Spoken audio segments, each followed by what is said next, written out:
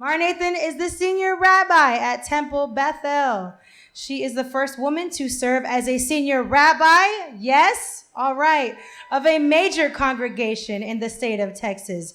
In her free time, she volunteers with the Central Conference of American Rabbis, participates in the Young Men's Service League, and spends her time with her husband, Larry, then their children, Isaac, Solomon, Miriam, and Honcho, their Yorkshire Terrier.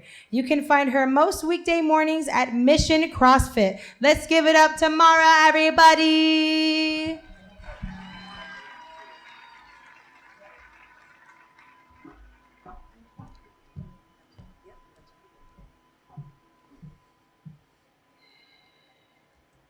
Hey everybody, as was said, I am the Senior Rabbi at Temple Beth-El, and that means as a religious leader, I usually am asked to talk about my areas of expertise like Jewish history, Jewish practice, and social justice.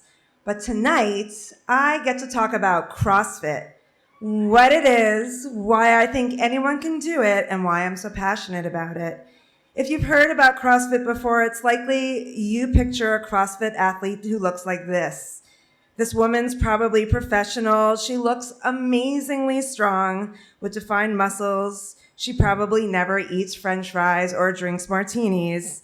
This athlete looks very serious and very intimidating.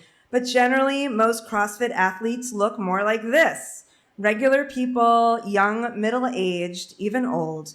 We cheer each other on, get sweaty and get strong, all while doing things we never thought we could do. Like me on the right doing my first ever unassisted pull-up. Now I'm up to 4. It's very empowering.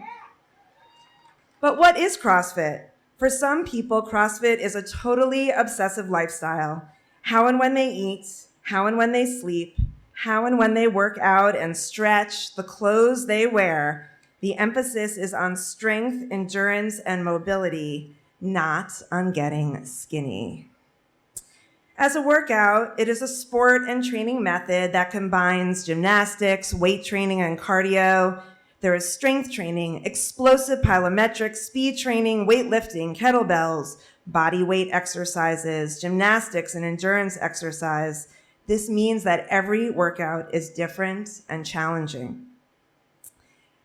Yes, if you have someone in your life who does CrossFit, this meme rings true. And when fellow CrossFitters meet, it's instantly all we want to talk about, even though admittedly it all sounds awful. You might ask, why would anyone put themselves through that?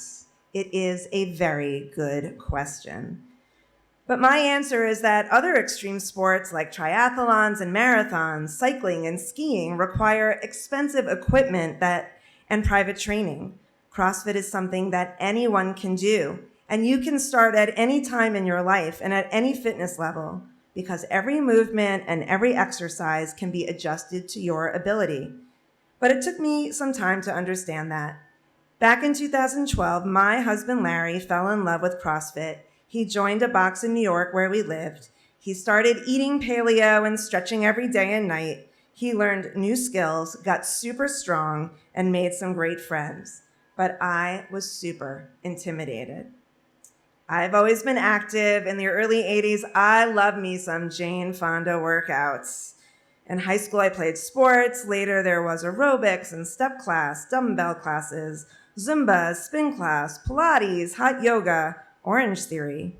Larry kept trying to convince me to do CrossFit, but like I said, I was intimidated. Here's why.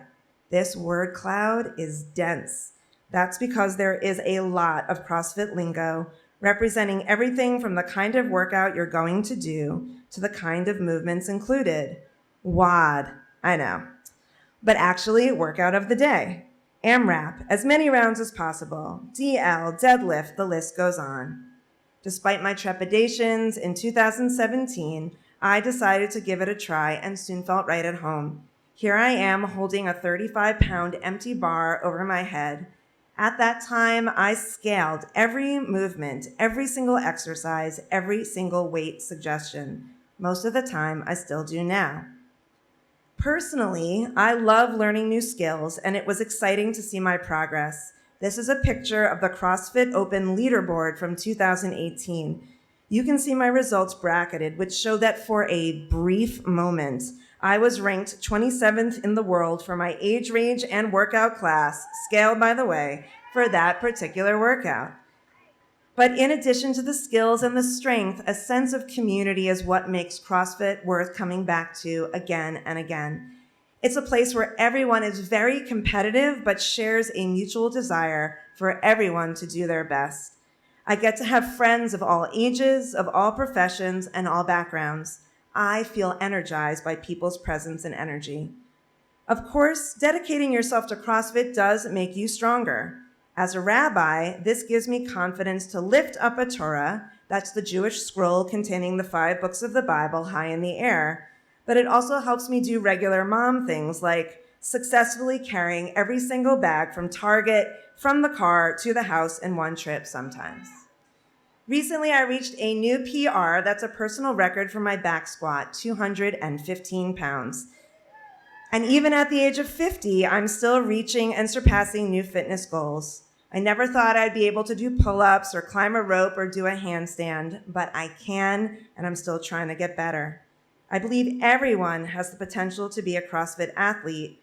It's not about how young or strong or fast or skilled you are. No matter your starting point, good coaches and a good community can help you progress at your own pace with movements and weights. You always get a great workout.